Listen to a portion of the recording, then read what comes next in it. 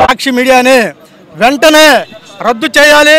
అలాగే నారా లోకేష్ గారి మీద వేసినటువంటి మరి అసత్య ప్రచారాన్ని ఖండిస్తూ మరి సాక్షి పేపర్ కానీ సాక్షి మీడియా కానీ మరి క్షమాపణ చెప్పాలని నారా లోకేష్ గారికి ఈరోజు మేము ఈ లాడ్జి సెంటర్లో అంబేద్కర్ బొమ్మ సాక్షిగా మేము నిరసన కార్యక్రమం చేయదలుచుకున్నాం. ఎందుకంటే ఈ జగన్మోహన్ రెడ్డి వచ్చిన తర్వాత దళితుల మీద దమనకాండ, దళితులకు ఉన్నటువంటి 27 సంక్షేమాలు ఎత్తించినటువంటి దౌర్భాగ్యుడు ఎవడంటే జగన్మోహన్ రెడ్డి. జగన్మోహన్ రెడ్డి నిజంగా పుట్టిగే మరి ఫేక్ పుట్టుకని మేము ఆలోచన చేస్తున్నాం. ఎందుకంటే మరి అతను అధికారంలోకి వచ్చిన దగ్గర నుంచి మరి అధికారం రాకముందు బాబాయిని చంపి, అలాగే అధికారం వచ్చిన తర్వాత మరి దళితులను ఎన్నో రకాలుగా మరి పొట్టన పెట్టుకున్నటువంటి దౌర్భాగ్యుడు ఎవరంటే జగన్మోహన్ రెడ్డి. మాకున్నటువంటి చంద్రబాబు నాయుడు గారు ఇచ్చినటువంటి 27 సంక్షేమాలను ఎత్తేసినటువంటి దౌర్భాగ్యుడు ఎవరంటే జగన్మోహన్ రెడ్డి. ఎందుకంటే మేము ఒకటే అడుగుతున్నాం, మరి ఆనాడు నారా చంద్రబాబు నాయుడు గారు అంబేద్కర్ గారి పేరు పెట్టి అంబేద్కర్ విదేశీ అనే విద్యను పెట్టి మరి దళితులకు ఎన్నో రకాలుగా ఆర్థికంగా సహాయపడినటువంటి నారా చంద్రబాబు నాయుడు గారికి మేము ధన్యవాదాలు తెలియజేస్తున్నాం. అదే క్రమంలో మరి ఈ జగన్మోహన్ రెడ్డి అధికారంలోకి వచ్చిన తర్వాత మరి ఈ అంబేద్కర్ విదేశీ విద్య తీసేయడం అనేది దుర్మార్గం అని చెప్పి మొన్న అంబేద్కర్ గారి జయంతి రోజు మరి నారా లోకేష్ గారు దళితులతో మమేకమై మరి ఆయన మాట్లాడినటువంటి భాషని వక్రీకరిస్తూ ఏమన్నాడు, చంద్రబాబు నాయుడు గారు ఉన్నప్పుడు మరి ఈ అంబేద్కర్ విదేశీ విద్య పథకం తీసుకొచ్చి దళితులకు మేము చాలా అండదండగా నిలబడ్డాం అని చెప్పారు. అదే క్రమంలో మరి నారా లోకేష్ గారు ఆ రోజు చెప్పారు, మేము అంబేద్కర్ విదేశీ విద్య కోసం పోరాటాలు చేసాం మంగళగిరి నుంచి. మరి ఈ జగన్మోహన్ రెడ్డి పీకింది దళితులకి అన్న దాన్ని మరి దళితుల మీద పెట్టి ఆనాడు చంద్రబాబు నాయుడు గారు అన్న మాటని ఇప్పుడు కూడా నారా లోకేష్ గారు అన్నమాటని ప్రచురించినటువంటి ఈ జగన్మోహన్ రెడ్డి మీడియా సాక్షి పేపరు మరి అన్ని కూడా రద్దు చేసి వెంటనే నారా లోకేష్ గారికి క్షమాపణ చెప్పేంత వరకు మేము ఇక్కడి నుంచి కలవాలని తెలియజేస్తున్నాం. పార్టీ అధ్యక్షులు అచ్చెన్నాయుడు గారి పిలుపు మేరకు ఇవాళ గుంటూరు పార్లమెంట్లోని అన్ని అనుబంధ విభాగాల ఆధ్వర్యంలో మేము నిరసన కార్యక్రమం చేపట్టడం జరిగిందండి. మరి ముఖ్యంగా మొన్న లోకేష్ గారు యువగళం పాదయాత్రలో ప్రతి గ్రామాల్లోనూ ప్రతి ఊళ్ళలోనూ ఆయనకు వచ్చే జన సంద్రోహాన్ని చూసి తట్టుకోలేక కుళ్ళు బుద్ధితోటి సోషల్ మీడియాని అడ్డం పెట్టుకొని సాక్షి పేపర్ని అడ్డం పెట్టుకొని ఏ విధంగా కుతంత్రాలు చేస్తున్నారంటే మాట్లాడిన మాటను కూడా మార్పింగ్ చేసి దళితులకి ఈయన పీకింది ఏమీ లేదు అంటే దళితులు పీకింది ఏమీ లేదని చెప్పేసి కులాలను రెచ్చగొట్టే విధంగా మతాలను రెచ్చగొట్టే విధంగా ఈ ప్రభుత్వం అధికారంలోకి వచ్చిన దగ్గర నుంచి కూడా కులాలు చూడడం మతాలు చూడడం అని చెప్పిన ముఖ్యమంత్రి కులాల మధ్య మతాల మధ్య విద్వేషాలను రెచ్చగొడుతూ అన్నదమ్ముల్లాగా ప్రశాంతంగా ఉండే మన ఆంధ్రప్రదేశ్ని విచ్ఛిన్నం చేసే విధంగా ప్రయత్నిస్తున్నాడు. కాబట్టి మనం అందరం కూడా మేల్కొనాలి. మరి ముఖ్యంగా సాక్షి మీడియా నాకు లేదు, నాకు ఏ మీడియా ఛానల్స్ లేవు, నాకు ఏ పేపరు లేదు అని చెప్పిన వ్యక్తి ఈ రోజున భారతీరెడ్డి ఆధ్వర్యంలో సాక్షి పేపర్ నడుస్తుందా లేదా? మీ సాక్షిలో మీరు డబ్బా కొట్టుకునే విధంగా అన్ని అసత్య వార్తలు ఇవన్నీ రాస్తున్నారు. వెంటనే సాక్షి పేపర్ని బ్యాన్ చేయాలి. అలాగే సోషల్ మీడియా వాళ్ళు కూడా అదుపులో ఆజ్ఞలో ఉండాలి.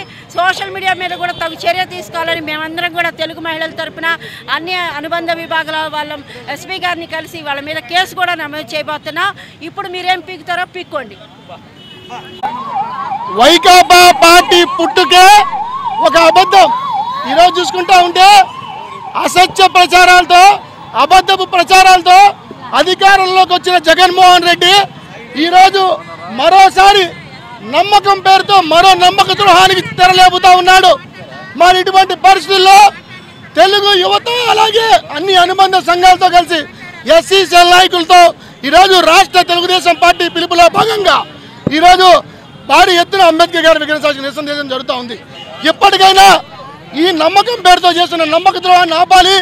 ఇటువంటి అబద్ధపు అసత్య ప్రచారాలు గుర్రం దేవేందర్ రెడ్డి అలాగే ఎంతోమంది ఈ విధంగా అసత్య ప్రచారాలు చేస్తున్నారు. మరి చెయ్యని తప్పులకి మా పైన సిఐడి కేసులు పెడుతున్నారే, మరి మీరే ఒక ఫేక్ పర్సన్ సృష్టించి బ్యాక్గ్రౌండ్ సృష్టించుకొని ఈ విధంగా తెలుగుదేశం పార్టీ అబద్ధాలు చెప్తున్నట్టు మీరు చేస్తుంది తప్పు కాదా? దీనిపైన ఎటువంటి సిఐడి కేసులు పెడతారు? దానిపైన వెంటనే అధికారులు కూడా న్యాయం అందరికీ ఒకటేలాగా ఉండాలా? మా పైన అక్రమంగా సిఐడి కేసులు పెట్టారు, అలాగే వాళ్ళపైన కూడా అక్రమంగా సిఐడి కేసులు పెట్టకుండా న్యాయబద్ధంగా పెట్టాలా? లేని పక్షంలో తెలుగు యువత ఆధ్వర్యంలో పెద్ద ఎత్తున ఆందోళన చేస్తాం. వెంటనే దళిత సమాజానికి కూడా జగన్మోహన్ రెడ్డి క్షమాపణ చెప్పాలని తెలియజేస్తున్నాం.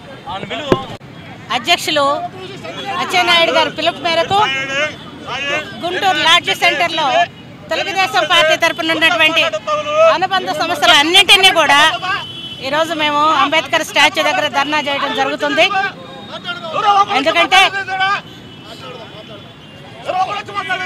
ఎందుకంటే మొన్న 14వ తారీఖున నారా చంద్రబాబు నాయుడు గారు మాట్లాడిన మాటలను సాక్షి దినపత్రిక వక్రీకరించడం జరిగింది.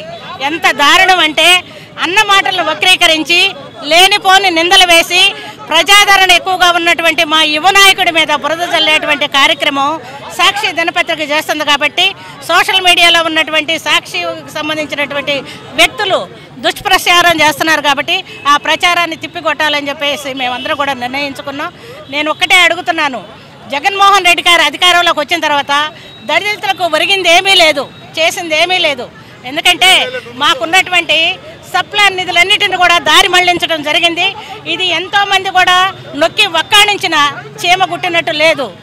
ఈ సప్లాన్ నిధులన్నిటిని కూడా మిగతాటువంటి అన్ని వర్గాలకి పంచడం అనేటువంటి దారుణం.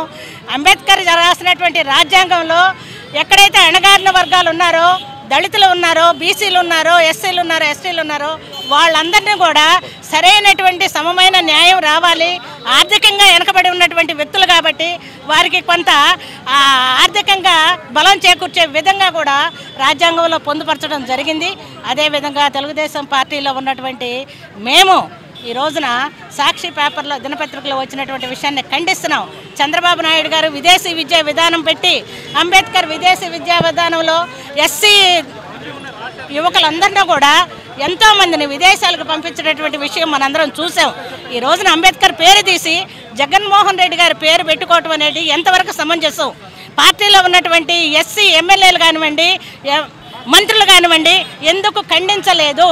వైసీపీలో ఉన్నటువంటి ఎస్సీ నాయకులు ఎందుకు ఖండించలేదు? అంబేద్కర్ అందరి దేవుడు.